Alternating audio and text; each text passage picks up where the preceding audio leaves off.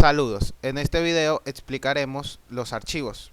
Los archivos son un conjunto de registros donde cada uno de ellos consta de uno o más campos que son diferentes pero comparten algún rasgo en común. Es identificado por un nombre y la descripción de la carpeta o directorio que lo contiene. Por ejemplo, las nóminas contienen datos sobre los empleados de una empresa y los detalles de su nómina. Cada registro del archivo se refiere únicamente a un empleado y todos los registros tienen la característica común de estar relacionados con las nóminas. Un sistema manejador de datos es una colección de software orientado al manejo de base de datos, cuya función es servir de interfaz entre la base de datos, el usuario y las distintas aplicaciones utilizadas.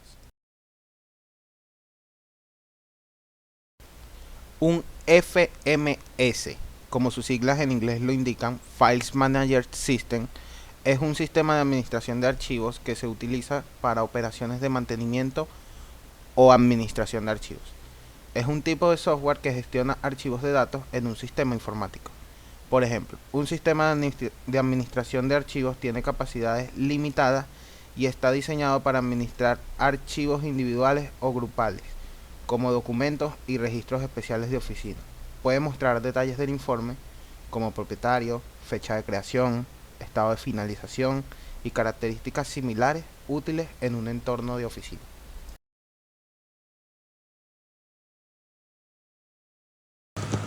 Puntero es un nuevo tipo de dato o variable que almacena una dirección de memoria. Lo interesante de un puntero no es conocer el valor de esa dirección de memoria, sino que será conocer el contenido que hay guardado en esa dirección a la que apunta el puntero. Por ejemplo, viendo la figura, asumamos que en nuestro programa la declaramos una variable entera llamada i. La variable de este tipo de entero ocupa 4 bytes en memoria. Si analizamos el contenido, nos encontraremos que si tiran 4 bytes que se reservan para codificar de acuerdo el valor de variables, por ejemplo, la posición de esos 4 bytes va a comenzar en la posición 8000. Aquí tendríamos el primer byte, en la posición 8001 el segundo byte, 8002 el tercero y 8003 el cuarto byte. Lo que puede suceder después es que nosotros podemos declarar una variable llamada puntero p. Su declaración es la que podemos observar en la imagen. Usamos asterisco delante del tipo de datos al que va a apuntar el puntero. Como podemos observar, int asterisco p. Si queremos hacer que p apunte a la variable i, lo que sucederá en memoria es que el puntero p almacenará el valor 8000. ¿Por qué? Porque 8000 es la dirección de memoria del primer byte. Si queremos acceder al valor que hay en memoria donde está apuntando este puntero entero p, sabemos que a partir de 8000 es la que nos dice el puntero que hay que leer 4 posiciones: 8000, 8001, 8002, 8003.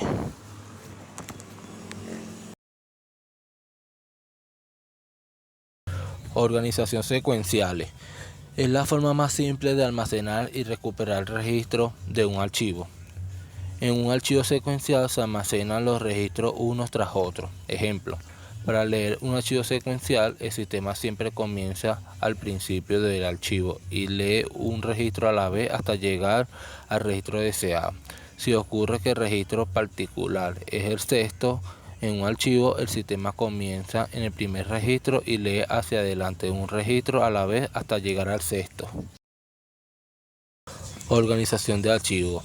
Se refiere a las diferentes maneras en las que puede ser organizada la información de los archivos, así como las diferentes maneras en que ésta puede ser interpretada. A partir de un sistema operativo se puede entender la organización de archivos como organización física y organización lógica.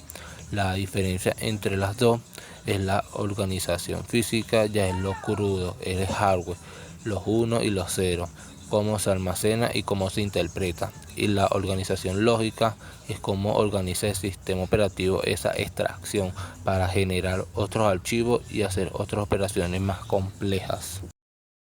Organización relativa de archivos es una manera efectiva de organizar una colección de registros en la que sea necesario el acceso individual a tales registros. Es utilizado cuando existe la necesidad de acceder al registro individual. Un ejemplo podría ser una serie de claves y direcciones en la cual cada clave tenga una relación con cada dirección individual y nos permiten acceder a ese archivo. Organización directa de archivo. Un archivo está organizado de forma directa cuando el orden físico no corresponde con el orden lógico. Los datos se sitúan en el archivo y se acceden a ellos directa aleatoriamente mediante su posición. Un ejemplo podría ser teniendo un cuadro en el cual tengamos registrados una clave y un dato y no esté ordenada lógicamente, es decir, podríamos saltarnos un espacio, tener 3 espacios con su clave y su dato y volvernos a saltar otros 3 espacios.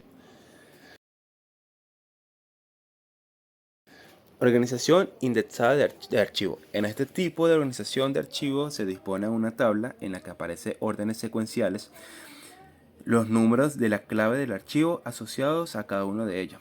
Es decir, un ejemplo, podríamos decir que tenemos un cuadro, como acabamos de decir, en el cual están anotados 4 números que están ordenados de forma no lógica, es decir, un 1, un 5, un 7 y un 9, en la cual estos números representan la dirección o la clave donde se encuentra el archivo. La organización secuencial indexada está formada por registros en los que se encuentra un conjunto de datos que se graban en un fichero secuencialmente, llamado área primaria. Por ejemplo, los registros de un fichero con esta organización son grabados en un soporte de almacenamiento directo. Estos datos se pueden recuperar con acceso directo gracias a la actualización de un fichero adicional, llamado área de índice. Por ejemplo, cada entrada de esta área está formada por el valor más alto de la clave de cada conjunto de registros y un puntero con la dirección del primer registro del grupo. Además, se dispone de un área adicional denominada área de overflow, en la que podemos añadir más datos una vez terminada del área primaria.